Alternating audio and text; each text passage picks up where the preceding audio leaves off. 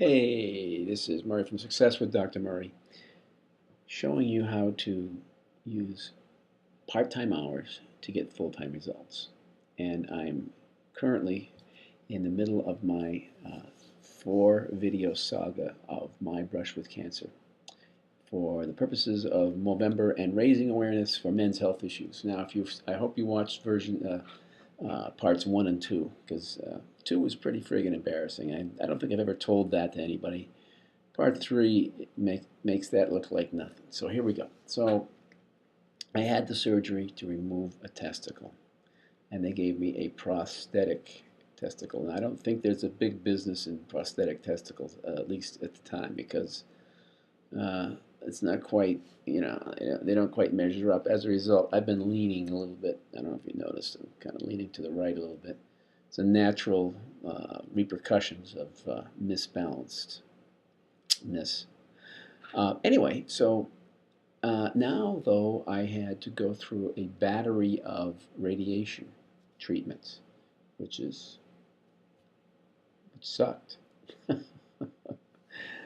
I'll never forget it. And then each time I'd have to get tested, and they would test my lymph nodes and stuff to see if cancer was spreading. So the purpose of the radiation was to kill any if it had spread from my testicle anywhere else. And I had to lay on this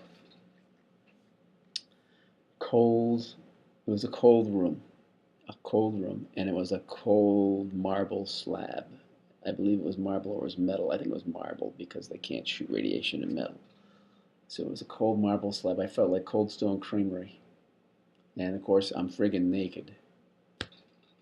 And they had this huge thing that came down from the ceiling. It was the radiation light. And they had to pre-measure by making little tattoo marks in a pattern around my chest and then on my back, which I still have to this day. I have these little ink dots.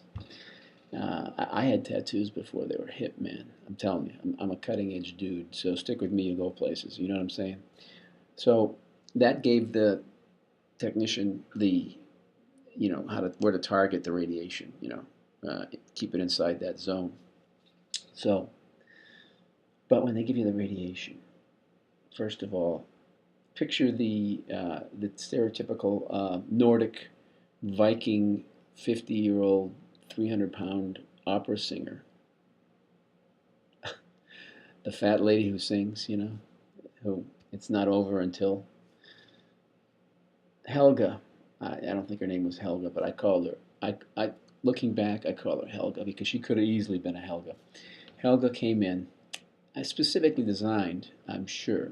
I mean, they're never gonna have a technician that looks like